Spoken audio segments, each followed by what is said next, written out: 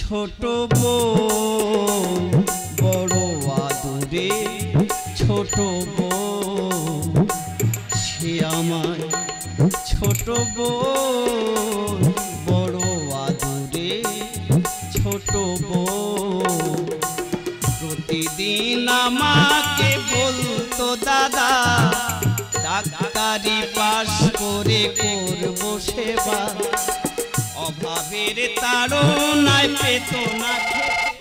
আবার কে ফোন করলো? Hello hello hello hello hello, doctor দিদিমণি আছে?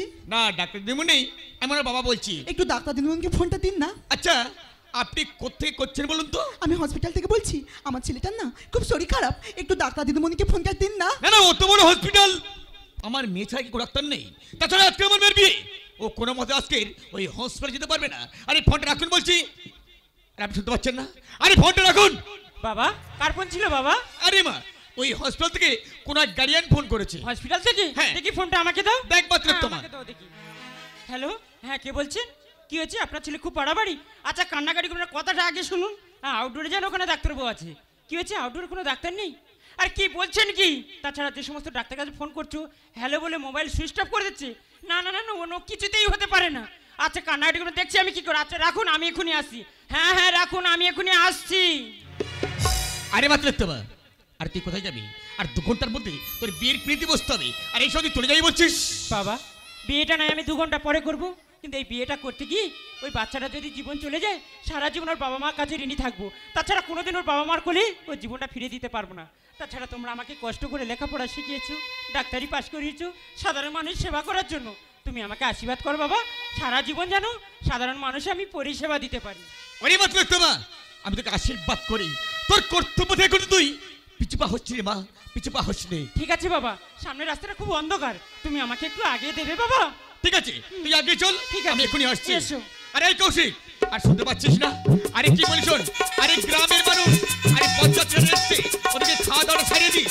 আরে পরের গাড়ি 1 ঘন্টা পরে আসবে, 12টায় 20 লগ্ন, ওয়াটার আইলে নামিয়ে নিস। আমি দিদিমণিকে আগে দিয়ে এখনই ফিরছি রে। I mean MBBS gynaecologist doctor Ratan Ghosh. আজ 30 বছর সুপার স্পেশালিটি হসপিটালে চাকরি করছি। আমার মুখের উপরে কথা বলার মতো কেউ নেই। আর 3 দিনে তিলোত্তমা 2 কলম লেখাপড়া শিখে আমার উপরে টক্কর।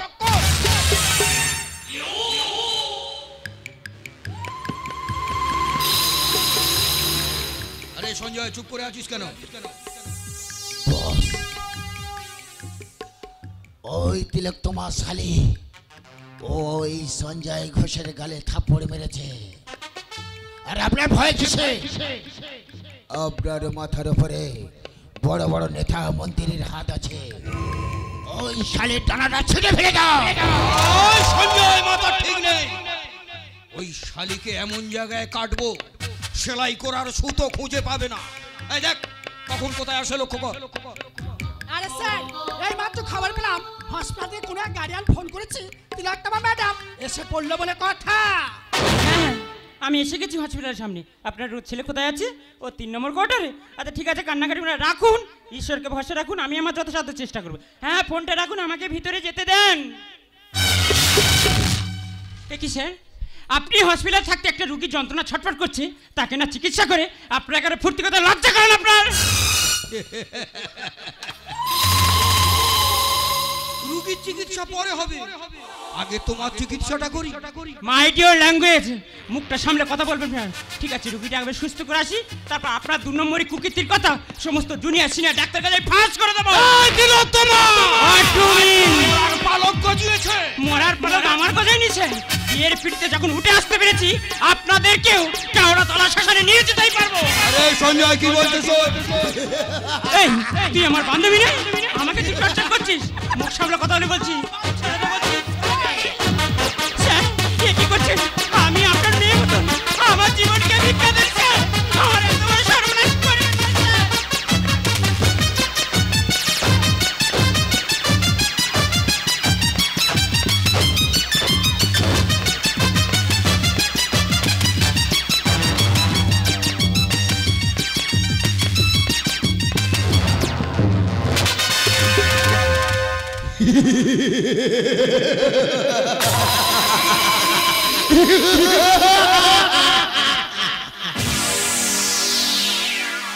জয়, দেরি করিস না, কই ডাক্তার বাবু, এই শালীর এত তেজ, এর বিস্তারটা ভেঙে দেব। এই সমাজের মানুষ দেখলে সিঁড়ে উঠবে, সিঁড়ে।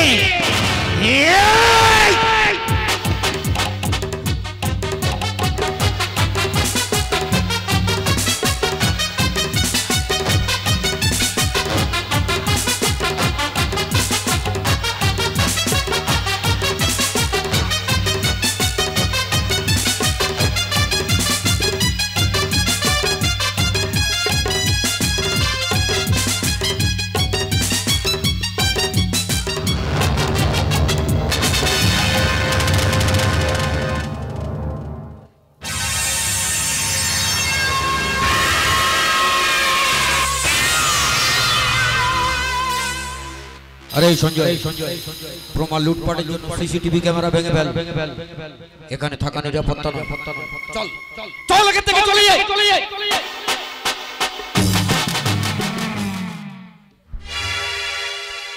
তোর বারবার বলেছি না আমার গায়ে হাত দিয়ে কথা বলবি না।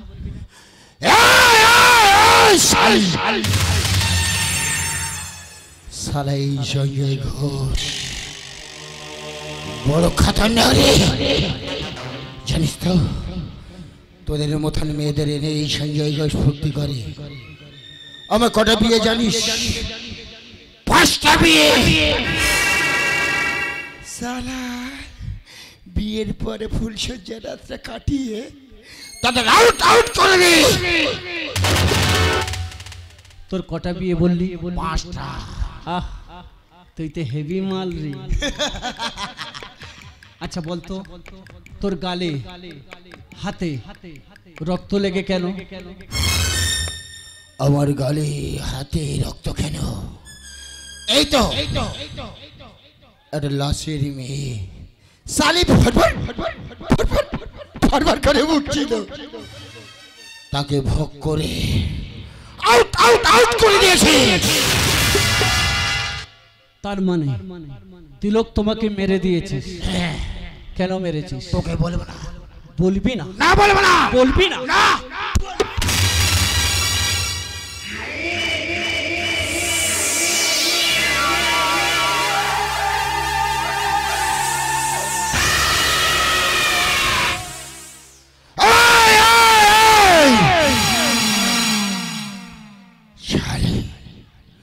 এই সঞ্জয় ঘোষের গায়ে হাত দেওয়ার দামটা অনেক দিতে হবে। তুই সঞ্জয় ঘোষকে চিনি না, এ সারা লাত করে মাল আছে।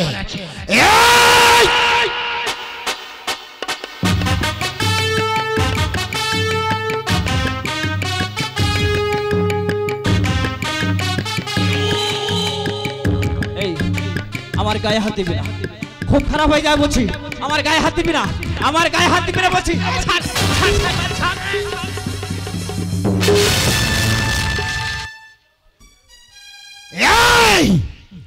শালা তুই মেয়ে ছেলে নয়, তুই বেটা ছেলে। কে তুই? ভগবান। ভগবান।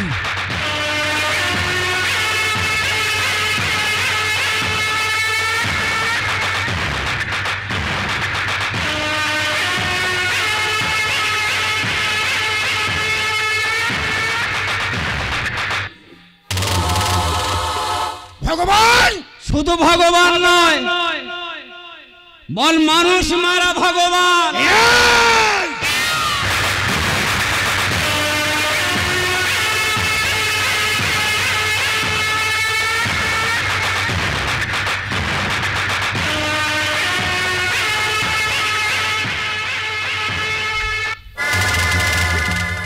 বল বল বল, তিলক তোমার কি দোষ করেছিল?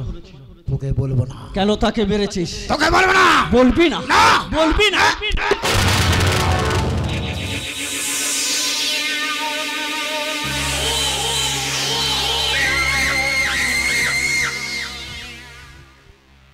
এই তোকে আমি বলবো না রে শালা, তোকে আমি বলবো না। সামান্য একটি মেয়ে তারে তোর দ্বারা ধরলে উঠতে, ওই মেয়েটি তোর কে হয় রে? আমার ছোট বউ বড় আদরে, ছোট বউ সে আমার ছোট বউ বড় আদরে, ছোট বউ প্রতিদিন আমাকে বলতো দাদা ডাক্তারি পাশ করে করবো সেবা, অভাবের তাড়নায় পেত না খেতে, তবু সে প্রতিদিন পড়তো যেতে, হাত দিলে রুগী সে সুস্থ হতো, প্রণাম করতো কত জ্ঞানী গুণীজন, সে আমার ছোট বউ বড় আদরে, ছোট বউ সে আমার ছোট বউ বড় আদরে, ছোট বউ। এ বাবা, সত্যি কথা বলছি বাবা, আমি তোর বোনকে মারিনি। মারিস নে? মার দিবি খে বলছি? আবার মারতে পিখে?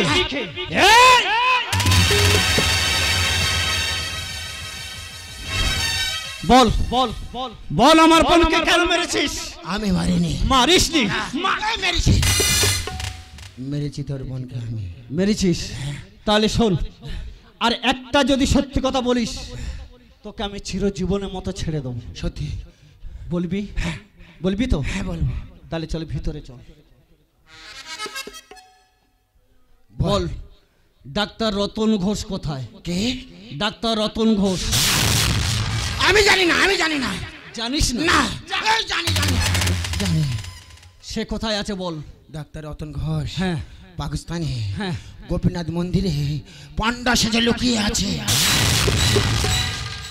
সত্যি বলছিস? সত্যি বলছি। এবার আমার ছেড়ে দে বাবা। হ্যাঁ ছেড়ে দেবো, কিন্তু তোর যদি এই অবস্থা ছাড়ি, তোর গা হাত পা সব রক্ত লেগে আছে। আমার বোনের জন্য হাজার হাজার বোন মাঠে নেমে গিয়েছে, ওরা কিন্তু রেডি হয়ে বসে আছে, দা বটি ঝাঁটা কুস্তে নেই। আর আমার দাদা ভাইরা চতুর্দিকে ঘিরে ফেলেছে। ওরা কিভাবে জানতে পেরেছে তুই ভিতরে ঢুকেছিস? তুই যদি ফাঁকে বার হোস, ওরা কিন্তু তোরা কুত্তার মতো ছিঁড়ে ছিঁড়ে খেয়ে নেবে। তোকে অন্য জায়গা পাচার করে দিতে হবে। আমার কোথায় পাঠাবি বাবা? কোথায় পাঠানো যায় বলতো? হ্যাঁ কাজ কর, তুই বাংলাদেশে পালিয়ে যা। বাংলাদেশে? কিভাবে যাব? কেন? শেখ হাসিনা বাংলাদেশ থেকে পালিয়ে আসেনি? তার হেলিকপ্টার ব্যবস্থা করে দিয়েছে। তোর দেবো। আমার দিবি? হ্যাঁ তাড়াতাড়ি দে বাবা। তাহলে দেরি নয়, তুই ড্রেস চেঞ্জ করে নে, রক্ত টক্ত মুছে নে, তাড়াতাড়ি তাড়াতাড়ি।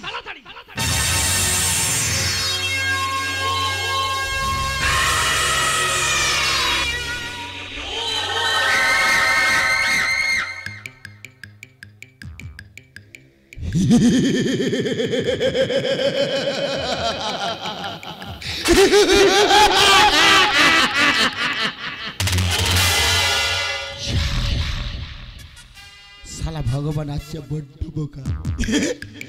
শালাকে আমার টুপি পরিয়েছি, শালা জল হয়ে গেছে। ওরে বোনকে আমি ভোগ করেছি, শালা আমাকে ছেড়ে দিচ্ছে।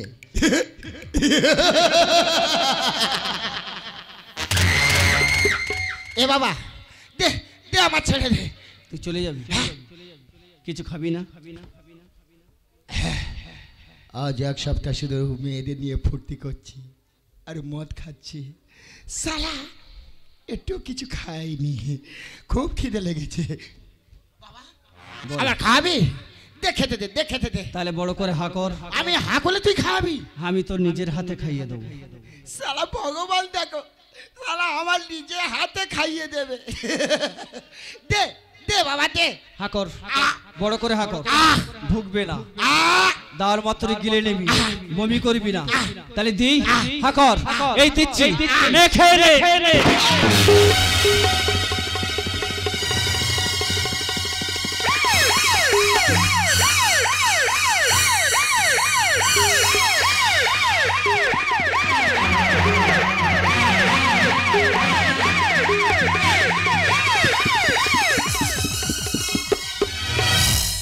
হ্যালো, আরে সঞ্জয় বাবু বাড়িতে আছো? আরে সঞ্জয় বাবুর বাড়িতে আছো? আমি থানা থেকে আসছি। আরে সঞ্জয় বাবুর বাড়িতে আছো? ও মাই গড, আমি তাকে খুঁজছি। এই সঞ্জয় বাবু মার্ডার হয়েছে। আরে সঞ্জয়, সঞ্জয়, আর সত্যি করে বল, আরে তুই কে মার্ডার করেছে?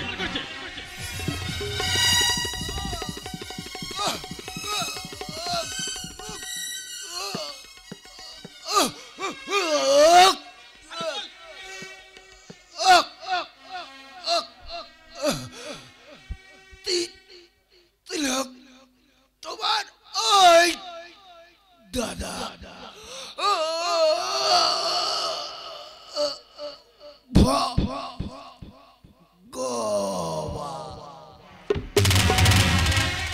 ও মাই গড, ভগবান ভগবান ভগবান, একটাই নাম ভেসে আসছে প্লেট ডিপার্টমেন্টে, ভগবান। কে কে সে ছদ্মবেশী ভগবান? আমাকে জানতেই হবে, আমি খুঁজতেই হবে, কে সেই ভগবান? মাই নেম ইজ মিস্টার এসবিবো। এই শহর থেকে আমি দুর্নীতি করে বসে। হ্যালো, হ্যাঁ স্যার, সঞ্জয় বোসকে পাওয়া গেছে। সঞ্জয় বোস কিছুক্ষণ আগে ওর নিজ বাড়িতে মার্ডার হয়েছে। স্যার, আমি বডি নিয়ে ফিরছি স্যার, আপনি পোস্টমর্টমের ব্যবস্থা করুন, আমি এখন থানায় ফিরছি। হ্যাঁ স্যার, আমি এখনই আসছি। রাধে রাধে রাধে রাধে রাধে রাধে রাধে রাধে राधे राधे जपा करो कृष्ण अमृत पिया करो हे राधे राधे जपा करो कृष्ण अमृत पिया करो राधे राधे जपा करो कृष्ण अमृत पिया करो राधे राधे जपा करो कृष्ण अमृत पिया करो राधे राधे जपा करो कृष्ण अमृत पिया करो राधे राधे जपा करो कृष्ण अमृत पिया करो हे राधे राधे जपा करो कृष्ण अमृत पिया करो। আমার প্রসাদ ভক্ষণ করছিস? সত্যি কথা বল, কে তুই? তার আগে তুই বল, তুই কে? আমি গোপীনাথ মন্দিরের পান্ডা। না, তুই পান্ডানস, তুই ধর্ষণকারী ক্রিমিনাল ডাক্তার রতন ঘোষ। না, আমি রতন ঘোষ নই, আমি রতন ঘোষ, আমি রতন ঘোষ। তুমি জানলে কি করে? সত্যি কথা বলো, তুমি কে? ভগবান।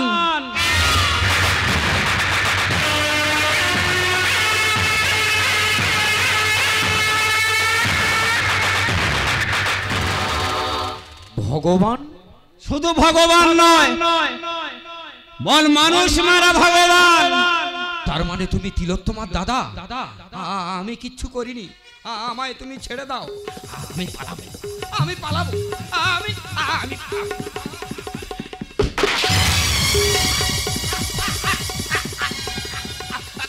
ভগবান দাদা, ভগবান দাদা, তুমি আমায় প্রাণে বাঁচতে দাও ভগবান দাদা, তুমি আমায় মেরো না ভগবান দাদা। তুমি যা চাইবে আমি সব তোমায় দিয়ে দেবো, তুমি আমার প্রাণ ভিক্ষা দাও ভগবান দাদা। ঠিক এইভাবে আমার বোন তোদের কাছে দুপাত পেতে প্রাণ ভিক্ষে চেয়েছিল, দিসনি। তাকে হিংসা কুত্তার মতো তোরা সবাই মিলে ছিঁড়ে ছিঁড়ে খেয়েছিস। পোস্টমর্টমে 115টা ক্ষত চিহ্ন পাওয়া গিয়েছে। আমার বোনকে যেভাবে মেরেছিস সেইভাবে যন্ত্রণা দিয়ে আমি তোকে মারবো রে শয়তান।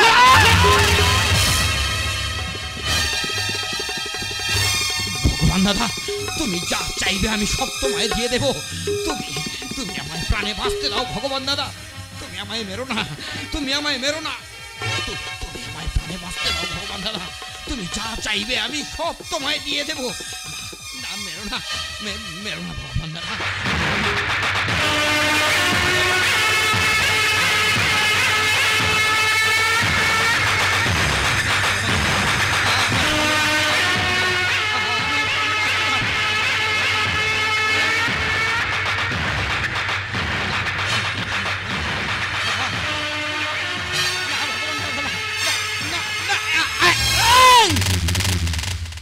শয়তান, যেভাবে আমার বোনকে তুই যন্ত্রণা দিয়ে মেরেছিস, ঠিক সেইভাবে যন্ত্রণা দিয়ে আমি তোকে মারবো রে শয়তান। ভগবান, প্রশাসন থাকতে আইন নিজেরা তুলে নিল ভগবান। আইন? কোন আইনের কথা বলছেন? যে আইন একটা নারীর নিরাপত্তা দিতে পারে না, যে আইনের সম্মুখে একটা অসহায় নারী ধর্ষণ প্রকাশ্যে দিবালোকে জানতে পেরেও আপনারা চুপ করে বসেছিলেন, আমার বোনের জীবন বাঁচাতে আসেননি। এইবার আমার বেলা ছুটে এসেছেন স্যার, আর সেই আইন মানার কথা বলছেন। বাহ, চমৎকার চমৎকার স্যার। ভগবান, আজ আমার করার কিছু নেই। আইনের কাছে আমাদের হাত ধরে বাঁধা রয়েছে। দুষ্কৃতীরা চোখের সামনে অন্যায় করে ঘুরে বেড়াচ্ছে, পকেটে পিস্তল থাকতে আমরা শুট করতে পারছি না, কারণ এই সমস্ত বড় বড় নেতাদের দাপটে। স্যার, আমি কি বলি ভগবান, আজ আমার কিছু করার নেই। এই খুনের অপরাধে আমি তোমাকে গ্রেফতার করলাম। ভগবান, জানেন তো স্যার, আমার বোনের কত স্বপ্ন ছিল, সে লেখাপড়া শিখে 10 জনের একজন হবে, ডাক্তারি পাশ করে অসহায় মানুষের পাশে দাঁড়াবে। কিন্তু এই শয়তানের বাচ্চারা তাকে জীবনে বাঁচতে দিল না।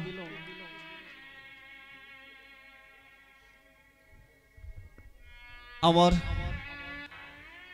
দাদা ভাইরা যারা আছেন, মা ভগ্নী গণনা যারা আছে, সবার কাছে আমি বলে যাব, আমার একটা বোন চলে গিয়েছে, কিন্তু এখনো হাজার হাজার অসহায় বোন মায়ের কোলে বসে আছে।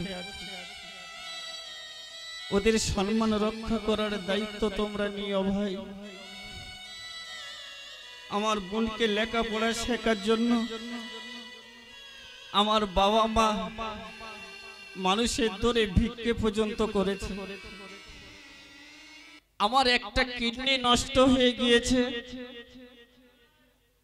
আর একটা ভালো কিডনিটা আমি বেচে দিলাম আমার বোনকে লেখাপড়া শেখার জন্য। আমার বোনকে বাঁচাতে পারিনি শয়তানের জন্য, তথাপি আমি আমার এই অসহায় বোনকে তোমাদের হাতে তুলে দিয়ে দিলাম ভাই। সবাই দেখো, জানি না আমি আর কতদিন বাঁচবো। যাওয়ার সময় প্রত্যেকটা দাদা ভাইকে বলে যাব, আমার বোনকে তোমরা দেখো। আমার একটা বোন বলেছি চলে গিয়েছে, কিন্তু এখনো হাজার হাজার বোন অসহায় আছে। ওদের সম্মান রক্ষা করার দায়িত্ব তোমরা সবাই নিও। তাই যাওয়ার সময় সবাইকে বলে যাচ্ছি আমি চলে, বলতে খোঁজাছো যত ভাই, শেষে প্রণাম করে যাব বাবা মাকে যদি কাছে পাই।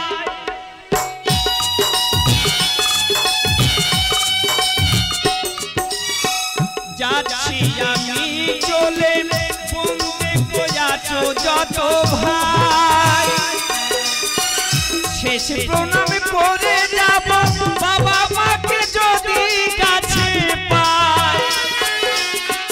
আমাকে ধরে আদালতের বিচারে যদি আমার হয় ফাঁসি, বোন যত আছো পাশে সবাই এসে কাছে, ভাইয়ের হাতে বাঁধো রাখি। বোন যত আছো পাশে সবাই এসে কাছে, ভাইয়ের হাতে